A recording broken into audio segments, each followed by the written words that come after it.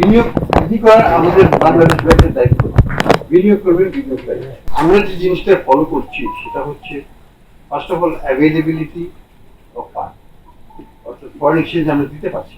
গত বছর এই সময় যদি আপনাকে বলতাম যে আপনি আমদানি করেন, আমদানি করবেন কোথা থেকে, ডলার কয়জন লোক ডলার পাচ্ছিল সেটা চিন্তা করেন। এখন আমাদের মূল লক্ষ্য হচ্ছে যার যেটা ইচ্ছা আমদানি করবে, কিন্তু কেউ যদি আমদানি করতে না চায় তাকে তো আমি জোর করে দিলাতে পারবো।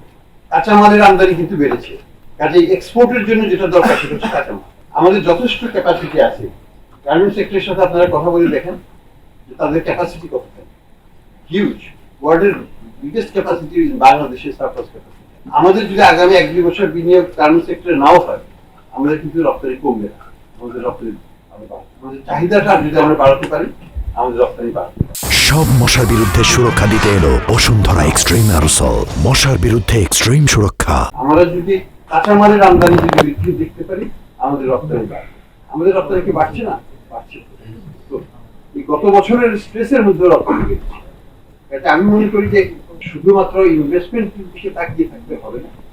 একটা দেশের অর্থনীতি যখন একটা অ্যাডজাস্টমেন্টের থ্রুতে যাচ্ছে, একটা সংকটকালীন সময়ে যাচ্ছে, সেই সময়ে মানুষের মানসিকতা, বিনিয়োগকারীদের মানসিকতা বিনিয়োগের দিকে থাকে না। তার উদ্দেশ্য হচ্ছে তাকে বেঁচে থাকার জন্য।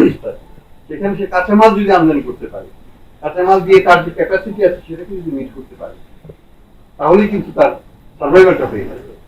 সার্ভাইভাল ইজ স্টেক ছিল, কিন্তু এখন আস্তে আস্তে যখন জিনিসটা স্টেবিলাইজ হবে, যেটা সবাই বলছে যে ইলেকশন পরবর্তীকালে আমরা হয়তো বিনিয়োগ চিত্র একটু ভিন্ন দেখতে পাবো, যদি রাজনৈতিক পরিবেশ ঠিক থাকে।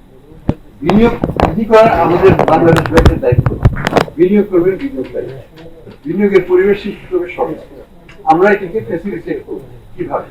আমরা মূল্যস্ফীতি কমিয়ে ডলারের সরবরাহটাকে বাড়িয়ে চাহিদা মোতাবেক ডলার দেওয়ার মাধ্যমে, এক্সচেঞ্জকে স্টেবল করার মাধ্যমে, এবং at the same time loanable fund যদি আমরা বাড়াতে পারি, তাহলে কিন্তু বিনিয়োগ বাড়বে।